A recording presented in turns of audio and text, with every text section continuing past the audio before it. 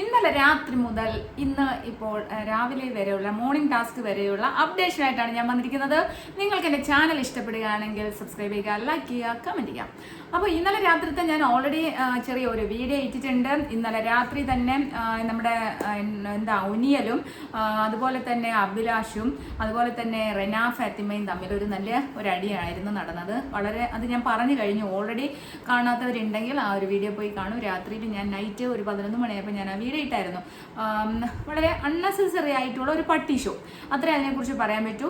പിന്നീട് അതിനുശേഷം ഇപ്പോൾ രാവിലെ തന്നെ വീണ്ടും ഈ കിച്ചണകത്തൊരു യുദ്ധം തന്നെയാണ് കേട്ടോ. കിച്ചൺ എന്ന് പറയുന്നത് നമ്മൾ കഴിഞ്ഞ സീസണുകളിലൊക്കെ കണ്ടത് കിച്ചൺ എന്താണ്, കിച്ചൺ എപ്പോഴും ഒരു സൈലന്റ് പ്ലേസ്, നല്ല അടിപൊളിയായിട്ട് എല്ലാവരും ഫുഡ് ഉണ്ടാക്കുക, എല്ലാവരും ഫുഡ് കഴിക്കുക, വളരെ വളരെ സൈലന്റ് ആയിട്ട്, അതാണ് കിച്ചൺ. കിച്ചൺ എന്ന് പറയുമ്പോൾ നമ്മളെപ്പോഴും ഞാൻ എല്ലാ വീഡിയോയിലും ഞാൻ മിക്കവാറും കിച്ചണുമായിട്ട് ബന്ധപ്പെട്ട് ഞാൻ വീഡിയോ ഇടുമ്പോൾ തന്നെ പറയുന്നത് കിച്ചൺ വളരെ ഇമ്പോർട്ടൻ്റ് ആയിട്ടുള്ള വളരെ പരിശുദ്ധിയുള്ള ഒരു പവിത്രതയുള്ള ഒരു സ്ഥലമായിട്ടാണ് എനിക്ക് ഫീൽ ചെയ്യാറ്. കാരണം ഞാൻ കുക്കിംഗ് ഇഷ്ടപ്പെടുന്ന വ്യക്തി ആയതുകൊണ്ട്. അപ്പോൾ അതുകൊണ്ട് തന്നെ ഈ കിച്ചണകത്ത് രാവിലെ വന്ന് കയറിയാൽ തന്നെ യുദ്ധം തുടങ്ങി. എന്തോരം അലർച്ചയാണ് ഈ തൊട്ടതിനും പിടിച്ചതിനും. ഈ ആൾക്കാരെല്ലാം കൂടി കിച്ചൻ്റെ മുന്നിൽ കയറുന്നത് എന്തിനാണെന്ന് എനിക്ക് മനസ്സിലാവുന്നില്ല. കിച്ചൺ ഡ്യൂട്ടി ചെയ്യുന്നവരല്ലേ കിച്ചണിൽ കയറേണ്ടത്.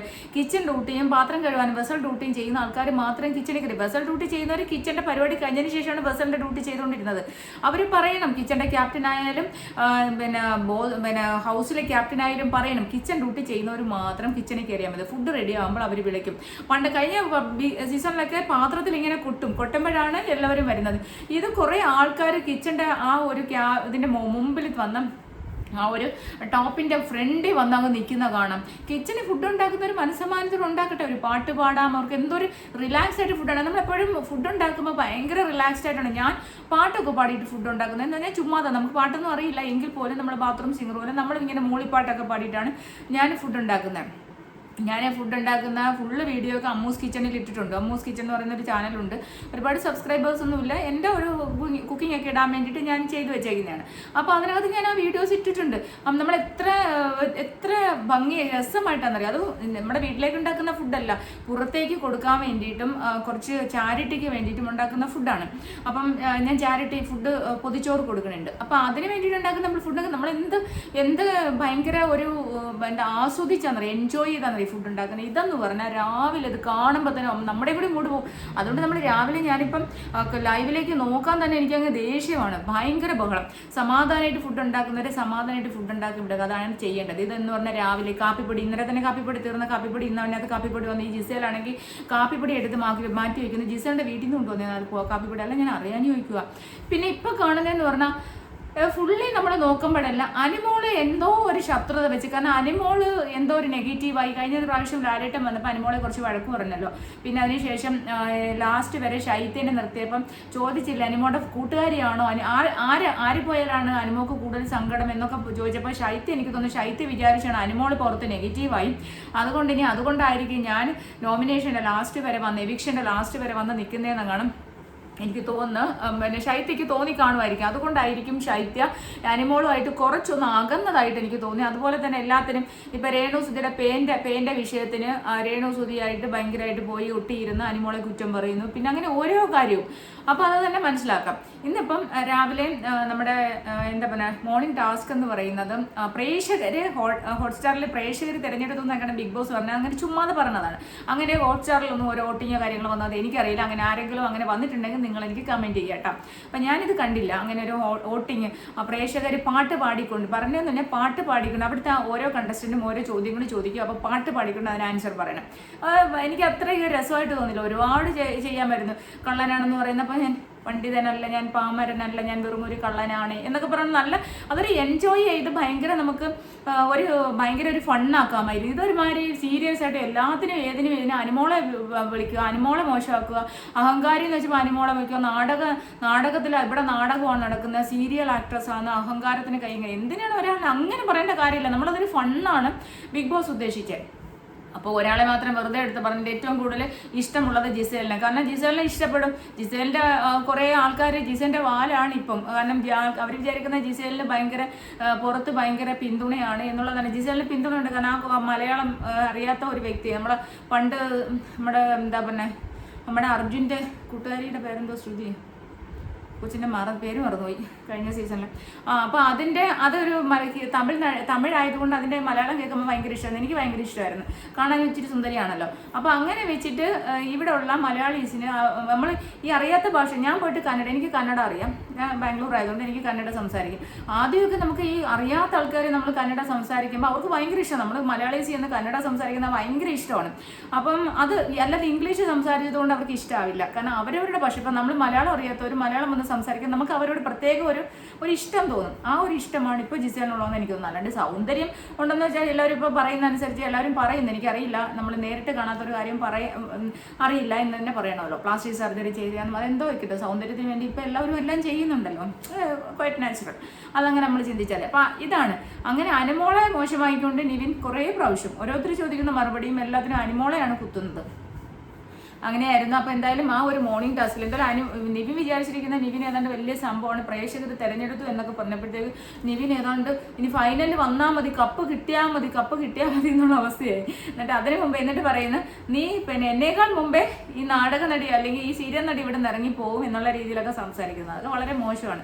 കാരണം നമ്മൾ ഒരാൾ പറയാൻ നിലപാട് പറയുന്നതിന് ഇപ്പോൾ ദേഷ്യപ്പെടേണ്ട കാര്യമില്ല. കുറേ ആൾക്കാർ രേണു സുധിയുടെ കാര്യം പറയുമ്പം കുറേ ആൾക്കാർ പറയുന്നത് ഇതെന്തിനാ പബ്ലിക് ആയിട്ട് പറഞ്ഞേ, പേന്റെ കാര്യം രഹസ്യമായിട്ട് പറഞ്ഞു. രഹസ്യമായിട്ട് എവിടെയാണ് പറയുന്നത്? അതെനിക്ക് മനസ്സിലാവുന്നില്ല. ഈ ബിഗ് ബോസ് ഷോ എന്ന് പറഞ്ഞാൽ എല്ലാം പരസ്യമാണ്. നമ്മുടെ വീട്ടിൽ വന്നിരുന്ന് പറയുന്ന കണക്കല്ല. ബിഗ് ബോസ് ഷോയിൽ എവിടെ വെച്ച് പറഞ്ഞാലും അത് പബ്ലിക്കാണ്. പിന്നെ അത്രയും ആൾക്കാരുടെ മുമ്പിൽ പറഞ്ഞതായിരിക്കും അവർക്ക് വിഷമമായി. അത് ഞാനും പറഞ്ഞിട്ടുണ്ട്. അവർക്ക് ചിലപ്പോൾ അത് മാനസികമായിട്ടൊരു വിഷമം തോന്നിക്കാണും. കാരണം ഇപ്പം നമ്മുടെ തലയിൽ പേനുണ്ടെങ്കിൽ അതെല്ലാം ഇഴഞ്ഞ് പുറത്തോട്ടിരിക്കുന്നു എന്ന് പറയുമ്പോൾ അതിൽ ഭയങ്കര എന്ന ആൾക്കാർ സംസാരിക്കുമല്ലോ, എന്ന് തന്നെ സംസാരിക്കും. അപ്പോഴേ സംസാരിച്ചില്ല, ഉള്ളിലെങ്കിലും മനസ്സിലായി എന്നുള്ളൊരു അറപ്പ് പോലെ തോന്നും. മിക്കവാറും ഒരു 90% മനുഷ്യരും അങ്ങനെ തന്നെയാണ്. അല്ലാതെ പറഞ്ഞാലും ഞാൻ അംഗീകരിച്ചു കൊടുക്കത്തില്ല. അപ്പോൾ അത് കേൾക്കുമ്പോൾ അയ്യോ അങ്ങനെ അവരെയൊക്കെ വിചാരിച്ച് കാണുമോ എന്നുള്ളൊരു ടെൻഷൻ സ്വാഭാവികമായിട്ടും ഉണ്ടാവുമല്ലോ. അതായിരിക്കും രേണു സുധിക്ക് ഇത്രയും മാത്രം വിഷമം തോന്നിയതെന്ന് എനിക്ക് തോന്നുന്നു. പക്ഷെ പബ്ലിക്കായിട്ട് രഹസ്യമായിട്ട് പറയണമെങ്കിൽ എവിടെ കൊണ്ടുപോയി രഹസ്യമായിട്ട് പറയണം? 71 ക്യാമറ ഉള്ള സ്ഥലത്ത് എവിടെയാണ് രഹസ്യമായിട്ട് പറയുന്നത്? ഇവർക്കൊന്നും ബിഗ് ബോസ് ഷോ എന്താണെന്ന് അറിയില്ലേ? ബിഗ് ബോസ് എന്ന് പറയുന്നത് ഇവർ 24 മണിക്കൂറും ചെയ്യുന്ന കാര്യങ്ങൾ, ബാത്റൂമിലല്ലാതെ ഇവർ ചെയ്യുന്ന മുഴുവൻ കാര്യങ്ങളും നമ്മൾ കണ്ടുകൊണ്ടിരിക്കുക. അവരിനി പുറത്തിരുന്ന തുണി കൊടുത്താലും നമ്മളത് കാണും. ഇവരെന്ത് കാണിച്ചാലും, മൂക്കി കൈയിട്ടാലും, തല ചൊറിഞ്ഞാലും, കണ്ണ് ചൊറിഞ്ഞാലും, എവിടെ ചൊറിഞ്ഞാലും, എവിടെ മാന്തിയാലും നമ്മൾ കാണും. ജിസേൽ ചപ്പാത്തി ഇങ്ങനെ വെച്ചുകൊണ്ട് അവിടെ ചൊറിഞ്ഞു, എന്നിട്ട് ആ ചപ്പാത്തി എടുത്ത് തന്നെ കുഴച്ചു. അതൊന്നും ആരും കണ്ടിട്ടില്ല. ഇതൊന്നും എന്താണ് ലാലേട്ടൻ, എനിക്കൊന്നും ലാലേട്ടൻ അത് അവരുടെ ബിഗ് ബോസ് അത് ശ്രദ്ധിച്ചില്ല. കാരണം ഇവിടെ പുറത്ത് ഇതൊരു എന്താ പറയുക ചർച്ചയാകുമ്പോഴാവും തോന്നുന്നു കൂടുതലും ബിഗ് ബോസ് ഇതിനെക്കുറിച്ച് കൂടുതലും ഇതാവുന്നത്, അവെയർ ആവുന്നത്. അപ്പോൾ ഇതൊക്കെ എന്ത് ഭയങ്കര വൃത്തികേടാണ്.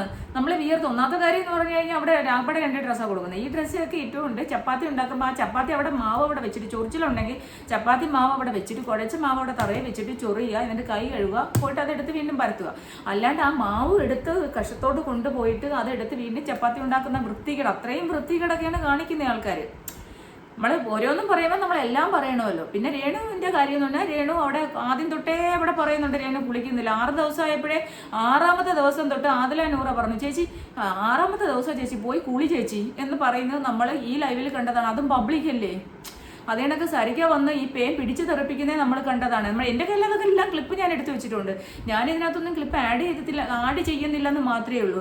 കാരണം ഞാൻ ഫോണിലാണ് ഇരുന്ന് വീഡിയോ എടുക്കുന്നത്, ലാപ്ടോപ്പിലല്ല എടുക്കുന്നത്. അപ്പോൾ ലാപ്ടോപ്പിലല്ലാത്തത് കൊണ്ട് ഫോണിൽ എടുക്കുന്നതുകൊണ്ട് ലാപ്ടോപ്പ് ഞാൻ ഇവിടെ നിന്ന് കാണുവാനായിട്ട് സ്ക്രീൻ സെറ്റ് ചെയ്ത് വെച്ചിരിക്കുന്നുണ്ട്. ലാപ്ടോപ്പിലല്ല ഞാൻ വീഡിയോ എടുക്കുന്നത്.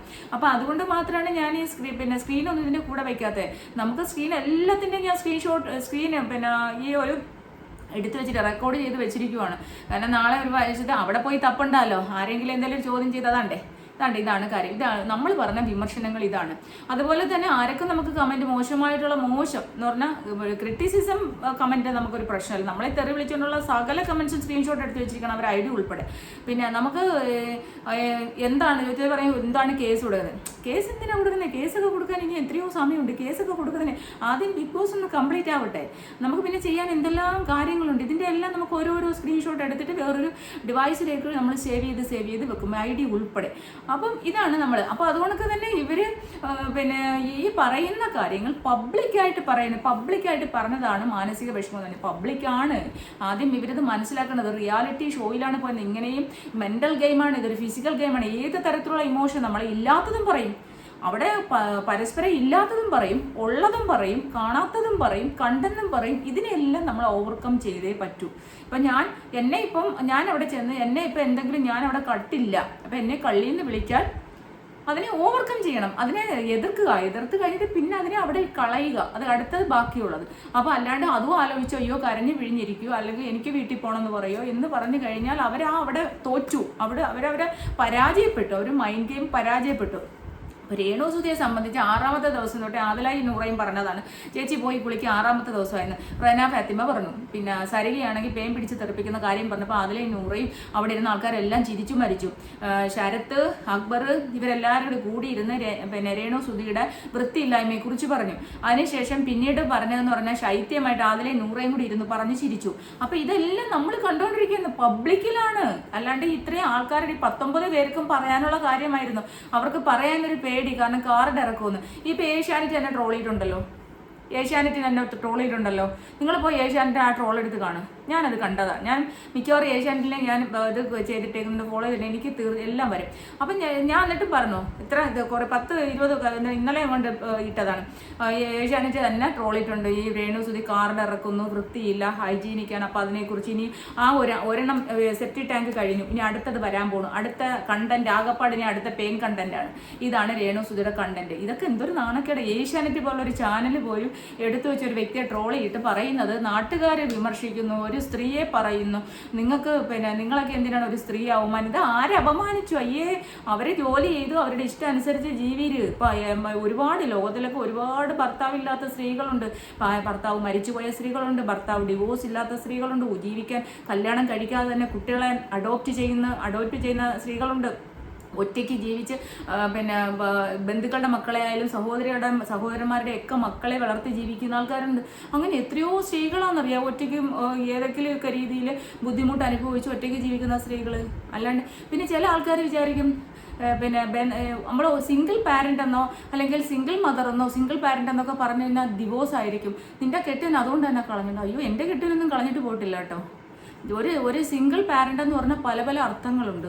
ചിലപ്പോൾ ഞാൻ ഒരു കുഞ്ഞിനെ അഡോപ്റ്റ് ചെയ്ത് വളർത്തുന്നതാവാം, ചിലപ്പോൾ ഞാൻ വേറെ ഏതെങ്കിലും രീതിയിൽ കുട്ടികളെ എനിക്ക് കിട്ടിയതാവാം, ചിലപ്പോൾ ഞാൻ ഒരുപാട് കുഞ്ഞുങ്ങളുടെ അമ്മയായതുകൊണ്ടായിരിക്കാം. അല്ലാതെ സിംഗിൾ പാരന്റ് എന്ന് പറഞ്ഞാൽ ഡിവോഴ്സി അല്ലെങ്കിൽ ഭർത്താവ് മരിച്ച സ്ത്രീ എന്ന് വിചാരിക്കരുത് കേട്ടോ. അപ്പോൾ ഇത് അറിയാൻ വയ്യാത്തതുകൊണ്ടാണ് പല ആൾക്കാരും സിംഗിൾ പാരന്റ് എന്ന് പറഞ്ഞാൽ എല്ലാവരും വിചാരിക്കും ഒന്നീ ഭർത്താവില്ലാത്ത സ്ത്രീ, ഭർത്താവ് മരിച്ച സ്ത്രീ. അങ്ങനെയൊന്നുമല്ല. സിംഗിൾ പാരന്റ് ചിലപ്പോൾ എത്രയോ ആൾക്കാരുണ്ടെന്നറിയാം. നമ്മുടെ സിനിമ നടി രേവതി മോളെ എടുത്ത് വളർത്തുന്നുണ്ട്, ശോഭന ഒരു മോളെ എടുത്ത് വളർത്തുന്നുണ്ട്. ഇവരെല്ലാം സിംഗിൾ പാരന്റാണ്. അല്ലാണ്ട് ഭർത്താവ് കളഞ്ഞിട്ട് പോയ ആൾക്കാരെന്ന് വിചാരിക്കരുത് കേട്ടോ. അത് അറിയാൻ വയ്യാത്തതുകൊണ്ട് ഇത്രയും അറിയാത്തത് കൊണ്ടാണ് ഇങ്ങനെയും സംസാരിക്കേണ്ടി വരുന്നതെന്ന് ഉണ്ടാകുന്നത്. ഞാൻ അപ്പോൾ ആലോചിക്കുകയും ചെയ്തു. പിന്നെ ഞാൻ വിചാരിച്ചു എന്തിനാ ഇതിനൊക്കെ എക്സ്പ്ലെയിൻ ചെയ്യാൻ പോകണം, എന്തെങ്കിലും ആയിക്കോട്ടെ. ഇങ്ങനെ സിംഗിൾ പാരന്റ് എന്ന് പറഞ്ഞപ്പോൾ ആൾക്കാർ വിചാരിച്ചു നമ്മളപ്പോൾ കെട്ടവും കളഞ്ഞിട്ടുമാണ്. അവർ കെട്ടാനും കളഞ്ഞിട്ട് പോയിട്ടില്ല കേട്ടോ. ഓക്കെ, അതവിടെ നിൽക്കട്ടെ. പേഴ്സണൽ കാര്യങ്ങൾ ഇവിടെ ചർച്ച ചെയ്യാനുള്ള സ്ഥലമല്ലല്ലോ. എനിക്കത് താല്പര്യമില്ലാത്ത കാര്യം പബ്ലിക് പ്ലാറ്റ്ഫോമിൽ വന്ന് നമ്മുടെ പേഴ്സണൽ കാര്യങ്ങൾ ചർച്ച ചെയ്യാൻ. പിന്നെ ഏതെങ്കിലും ഒരു കാര്യങ്ങൾ പബ്ലിക് പ്ലാറ്റ്ഫോമിൽ വരുമ്പോൾ നമ്മൾ അതിനെ എടുത്തു വെച്ച് നമുക്ക് ഇഷ്ടപ്പെട്ടില്ലെങ്കിൽ അത് പറയുക, അത്രയേ ഉള്ളൂ. അപ്പം എന്നെ സംബന്ധിച്ചിടത്തോളം ഞാൻ ആരെയും തെറി പറയുന്ന ആളല്ല. ഞാൻ നിശ്ചിതമായിട്ട് എല്ലാ കാര്യങ്ങളും കാണുന്ന കാര്യങ്ങൾ ഇഷ്ടമില്ല എങ്കിൽ വിമർശിക്കുക മാത്രമാണ് ചെയ്യുന്നത്. വിമർശിക്കപ്പെടേണ്ടതാണെങ്കിൽ മാത്രമേ ഉള്ളൂ വിമർശിക്കുന്നത്. അല്ലാണ്ട് ഒരാളെ മനഃപൂർവ്വം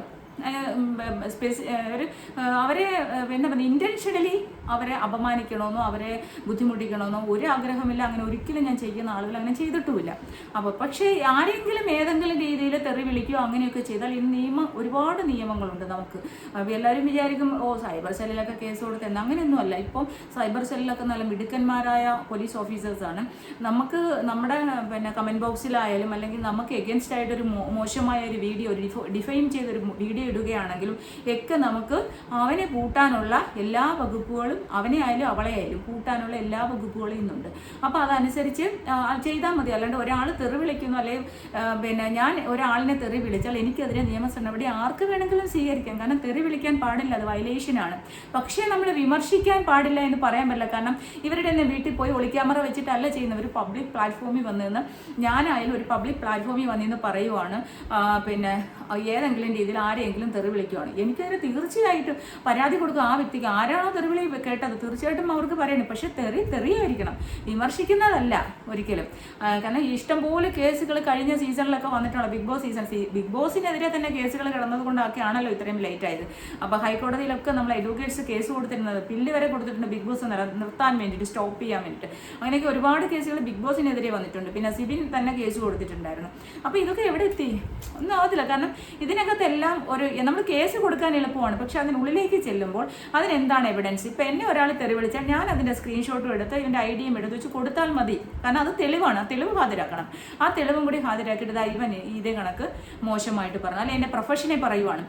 ആസ് ആൻ അഡ്വക്കേറ്റ് എൻ്റെ പ്രൊഫഷനെ വളരെ മോശമായിട്ട് ഡിഫൈൻ ചെയ്യുന്ന ഒരു വ്യക്തിക്കെതിരെ എനിക്ക് കേസ് കൊടുത്ത് അവനെ നിയമത്തിന് മുന്നിൽ കൊണ്ടുവരാം. പിന്നെ ഞാനൊരു സ്ത്രീ എന്നാണ്, സ്ത്രീയും പുരുഷൻ നോക്കില്ല, എന്നാലും സ്ത്രീകൾക്ക് ഇന്ന് പരിഗണന ഉണ്ടായതുകൊണ്ടും ഞാനൊരു അഡ്വക്കേറ്റ് എന്നുള്ള പ്രിവിലേജ് എനിക്കുണ്ടായതുകൊണ്ടും എന്നെ ആര് തെറി വിളിച്ചാലും എനിക്ക് കൊടുക്കാം. പക്ഷെ അതിന് എനിക്ക് താല്പര്യമില്ല. എനിക്ക് നേരിട്ട് തന്നെ ചെയ്യാൻ പറ്റിയ ഒരുപാട് കാര്യങ്ങളുണ്ട്.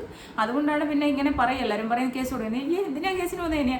ഞാനൊക്കെ ഭയങ്കര എന്താ പറയുക, നേരിടാനുള്ള ഒരു കഴിവുള്ള, അത്യാവശ്യം മെൻ്റലി ഭയങ്കര സ്ട്രോങ് ആയിട്ടുള്ള ഒരു വ്യക്തിയാണ്. അപ്പോൾ അതുകൊണ്ട് കേസൊക്കെ നമ്മൾ ലാസ്റ്റ് ഘട്ടത്തിലാണ്. അങ്ങനെ എന്തെങ്കിലും മോശമായിട്ട് വന്നാലുള്ള കേസ്. പിന്നെ കേസ് കൊടുക്കുന്ന സാധാരണക്കാർ കേസ് കൊടുക്കുന്ന കണക്കൊന്നും അല്ലല്ലോ. നമ്മളൊക്കെ കേസ് കൊടുത്താൽ അത് വേറൊരു രീതിയിലാണ്. അപ്പം കാരണം അതൊന്നും ഇവിടെ പറയേണ്ട കാര്യമില്ല, അതൊക്കെ വേറെ കാര്യം. അപ്പോൾ അതുകൊണ്ട് നമ്മൾ പബ്ലിക്കിൽ കാണിക്കുന്ന കാര്യങ്ങൾ വിമർശിക്കപ്പെടും. അതേപോലെ രഹസ്യമായിട്ട് പറയണമെന്ന് പറഞ്ഞാൽ അതെന്താണെന്നുള്ളത് ആദ്യം ഈ പോകുന്ന കണ്ടസ്റ്റൻ്റ് അതൊന്ന് മനസ്സിലാക്കിയിരിക്കണം. നമ്മളൊരു ഗെയിമിനാണ് പോകുന്നത്. ആ ഗെയിം ഷോയിൽ പോകുമ്പോൾ അവിടെ എന്തൊക്കെ സംഭവിച്ചാലും അത് നമ്മളെ എഫക്റ്റ് ചെയ്യില്ല. അത് നമ്മളൊരു ഗെയിമാണ്, ഗെയിം മനസ്സിൽ. പക്ഷെ ഇത് എപ്പോഴും 24 മണിക്കൂറും ഞാൻ ഗെയിമിൽ നിൽക്കുവാണ്, ഞാൻ കണ്ടന്റ് എടുക്കുവാണ്, ഇത് പറയുന്നത് ശരിയല്ല. ഇതൊരു ഗെയിമാണ്. അപ്പോൾ ഗെയിമിൽ പലതും എനിക്ക് കേൾക്കേണ്ടതായി വരും, ഞാൻ പല ബുദ്ധിമുട്ടുകൾ അനുഭവിക്കേണ്ടതായി വരും എന്നുള്ളത് മനസ്സിലാക്കണം. പക്ഷേ ഈ ബിഗ് ബോസ് സീസൺ 7 വളരെ മോശമായിപ്പോയെന്നാണ് എനിക്കിപ്പോൾ തോന്നുന്നത്. കാരണം കണ്ടസ്റ്റൻറ്റുകൾ മോശം, പിന്നെ അവരൊരുമാതിരിയില്ല നാടോടി സ്ത്രീകളും നാടോടി പുരുഷന്മാരും നിൽക്കുന്ന കണക്കുള്ള ഒരു വൃത്തിയില്ലായ്മ. കാരണം ഇത്രയും വലിയ ഒരു ബിഗ് ബോസ് റിയാലിറ്റി ഷോ, ഇത്രയും വലിയൊരു ഷോയാണ്, കാണുമ്പോൾ ഒരു ഹൗസ് വേണ്ട ഇവിടെ. അല്ലാതെ ഈ ഒരു ശനി ഞായർ മാത്രം അവസരം ഉണ്ടാകും. നമുക്ക് കാണുമ്പോൾ ഒരു കളർഫുൾ, ചുമ്മാതെ പുറകെ കൊണ്ടുവന്ന ഒരു ചിറക് പോലൊരു സാധനം എടുത്തു വെച്ച് എന്തോ ഒരു ബുദ്ധിമുട്ട് ഈ കഴുത്തിലൊക്കെ കെട്ടി. ആകെപ്പാടെ അവർക്ക് മര്യാദയ്ക്ക് പിന്നെ ആരും കുളിക്കോ ഒന്നും ഡ്രസ്സ് മാറാനായിട്ടില്ല. അപ്പോൾ അതിൻ്റെ കൂടെ ഈ കഴുത്തിൽ വിയർപ്പും അഴുക്കും എല്ലാം കൂടി തങ്ങി അതും ബുദ്ധിമുട്ട്. എന്തിനാണോ എന്തോ ആ ചിറക് പോലെ കൊടുത്തിരിക്കുന്നത്. എന്തോ ഈ പ്രാവശ്യത്തെ ബിഗ് ബോസ് എന്തുകൊണ്ടും എനിക്ക് ഇഷ്ടപ്പെടുന്നില്ല. ഉള്ളത് പറയാമല്ലോ. നിങ്ങൾക്കൊക്കെ ഇഷ്ടപ്പെടുന്നുണ്ടെങ്കിൽ നിങ്ങൾ കമൻറ്റ് ചെയ്യുക. അപ്പോൾ ഓക്കെ, നെക്സ്റ്റ് വീഡിയോ ആയിട്ട് വരുന്നതായിരിക്കും. Bye, take care. അപ്പോൾ നമ്മൾ കിച്ചണിൽ ഇപ്പം എല്ലാവരും കൂടി ഞാൻ നേരത്തെ പറയണക്ക് ആ പാചകത്തിന് മുന്നിൽ ഇങ്ങനെ നിരന്ന് നിൽപ്പുണ്ട്. എന്തിനാണോ ഭക്ഷണം കൊടുക്കുമ്പോൾ ഭക്ഷണം കഴിച്ചിട്ട് മാറിപ്പോവുക. അല്ലെങ്കിൽ ഇപ്പോൾ ഭക്ഷണം കൊടുക്കാനായി തോന്നുന്നു ആ ഭക്ഷണം കൊടുത്തുകൊണ്ടിരിക്കുന്നത്. അപ്പോൾ ഓക്കെ ഗായ്സ്, നെക്സ്റ്റ് വീഡിയോ ആയിട്ട് വരുന്നതായിരിക്കും. Bye, take care.